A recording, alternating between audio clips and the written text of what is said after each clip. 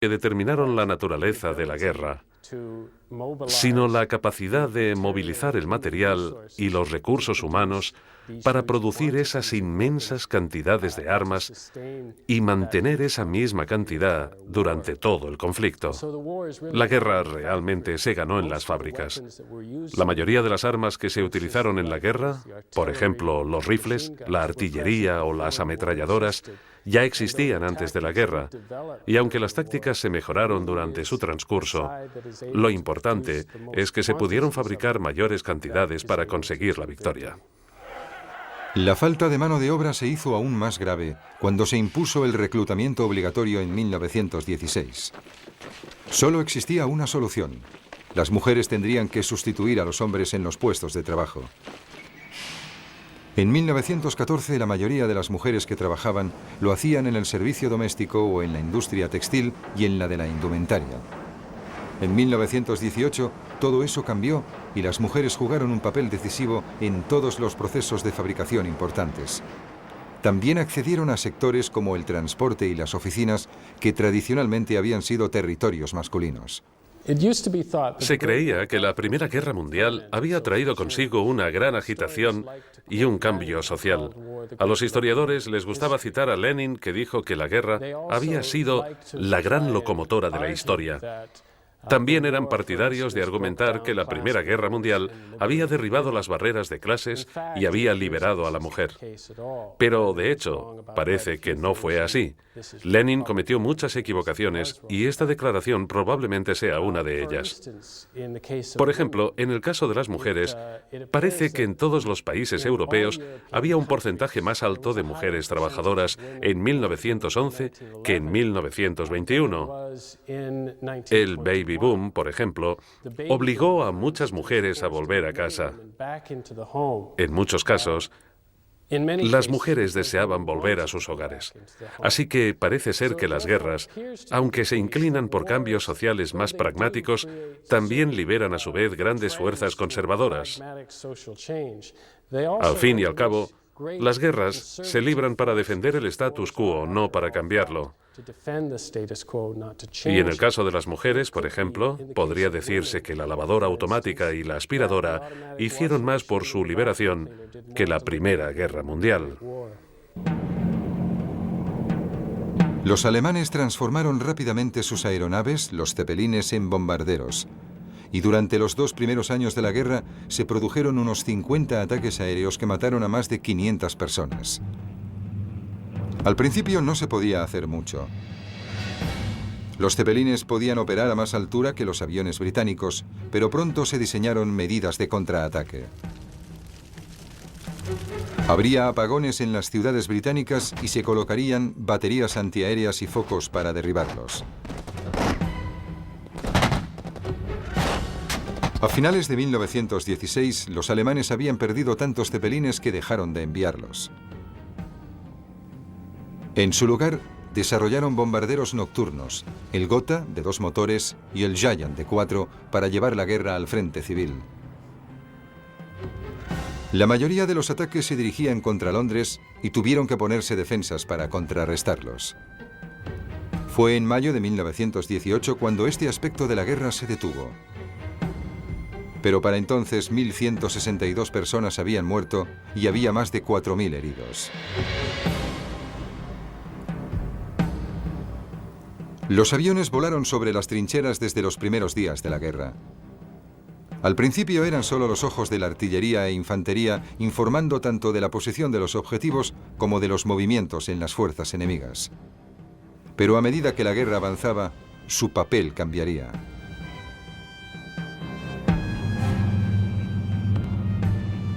Cuando quedó claro que los aviones tenían un gran efecto sobre las batallas, hubo que desarrollar un sistema de defensa contra ellos. Este era el caza de una sola plaza, diseñado para derribar al avión explorador de 2 plazas. Pertenece a la época de los excelentes pilotos de cazas. Giraban y daban vueltas por el cielo, encima de las trincheras, intentando poner el otro avión a tiro. Las tropas de tierra podían contemplar estas batallas aéreas con total claridad. Otra vez hubo que desarrollar una nueva defensa. Los británicos enviaban a sus cazas en escuadrones para que la superioridad numérica les otorgase seguridad. Los días de los vuelos en solitario habían concluido. En cuanto el cielo estuvo bajo control británico, estos escuadrones se adaptaron para lanzar bombas primitivas e improvisadas. Aunque no eran muy precisos, podían atacar a las bases alemanas detrás de las trincheras. Pero finalmente fue evidente que la guerra se ganaría o se perdería en tierra. Casi desde el principio, la ciudad de Verdún había sido atacada por los alemanes. Solo había una ruta de abastecimiento, conocida como el Camino Sagrado, que llegase a esa importante fortaleza francesa. Los alemanes creían que los franceses la defenderían hasta el final, y si lo hacían, eso debilitaría seriamente sus líneas al tener que reponer las bajas. Eran los tiempos de la retórica. El comandante en jefe alemán escribió: «Las fuerzas francesas se desangrarán hasta morir». El general francés Pétain contestó: «No pasarán». Pero sus tropas no compartían su entusiasmo y amenazaban con amotinarse. Verdún habría caído. Los franceses presionaron a los británicos para que hicieran algún tipo de contraataque y aliviaran la presión ejercida sobre su fortaleza. Los alemanes atacaron en otro lugar para que Francia se viese obligada a sacar hombres de Verdún, y al menos en ese aspecto la idea funcionó. De hecho, la batalla del Somme sería la batalla más importante de la guerra. El alto mando británico pensó que tenía un plan que cambiaría la guerra de trincheras en la zona y les permitiría volver a la guerra de movimiento. La batalla empezó con una descarga de artillería que duró una semana. Estaba planificada para destrozar a las trincheras alemanas. Durante ese tiempo, miles de artilleros británicos lanzaron 3 millones de proyectiles y aún así no consiguieron lograr su objetivo.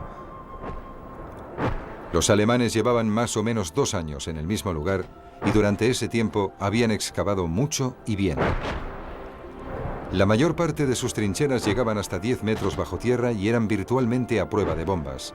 En cuanto terminó la descarga, consiguieron salir y recuperar sus posiciones, y con las ametralladoras desataron el caos entre las tropas que avanzaban. A los británicos les habían dado órdenes de avanzar rápidamente y en orden. Las tropas se convirtieron una vez más en blancos fáciles para las ametralladoras. La gran batalla, rápida y decisiva, volvía a convertirse en un penoso avance. 415.000 soldados británicos, 450.000 alemanes y 195.000 franceses murieron durante los 6 meses que duró esta terrible y cruenta batalla.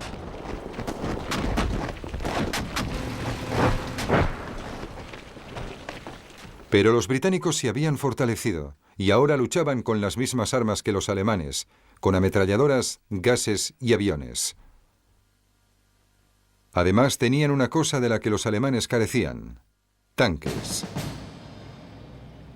Esos vehículos se habían desarrollado para sustituir a los caballos y se utilizaban para aprovechar los huecos de las líneas enemigas. Los describían como potentes, a prueba de balas, con blindaje en el motor, capaces de destruir ametralladoras, cruzar el campo y las trincheras, solventar problemas y ascender por rampas de tierra. Durante los primeros años hubo algunos problemas técnicos, ya que se quedaban atascados en la tierra que los proyectiles habían convertido en pantanos. También tenían problemas de diseño. De hecho, muchos conductores de tanques murieron más por las emisiones de monóxido de carbono que por lanzamiento de proyectiles, porque el tubo de escape del motor quedaba dentro del vehículo. Pero su potencial como arma de guerra era evidente.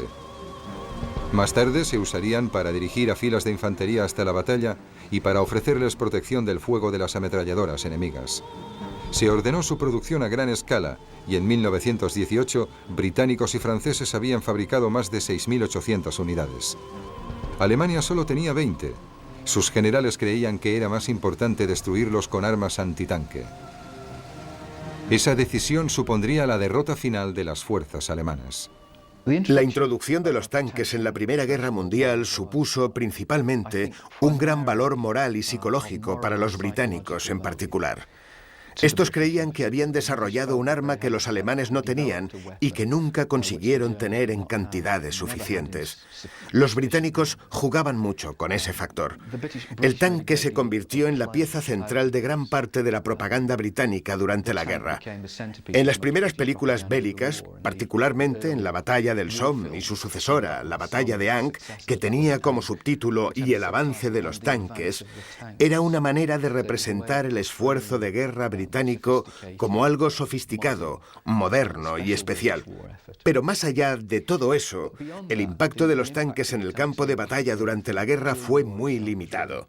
Los tanques no eran muy fiables mecánicamente, y así fue durante todo el conflicto. Una vez entraban en combate, quedaban muy pocos tras 2 o 3 días desde el inicio de la batalla, y eso seguiría siendo así hasta el final de la guerra.